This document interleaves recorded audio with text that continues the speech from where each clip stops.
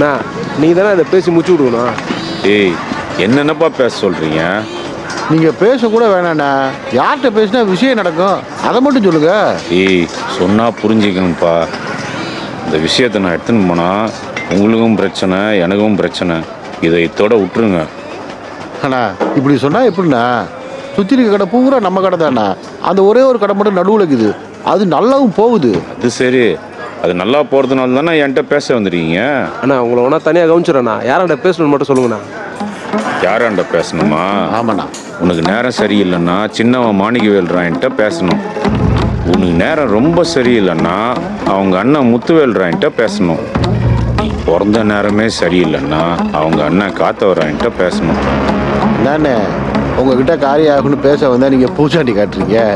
நாங்கள் துரையனுக்கிட்டே பேசிக்கிறோம். என்னப்பா துரன்லாம் எழுக்கிறீங்க? நான் சொல்கிறத கேளுங்க. முத்துவேல் வர நேரம் ஆயிடுச்சு. அவன் ஒரு மாதிரியான ஆள், அவ்வளோதான் சொல்வேன். அவன் என்ன மூடில் எப்படி வருவான்லாம் தெரியாது.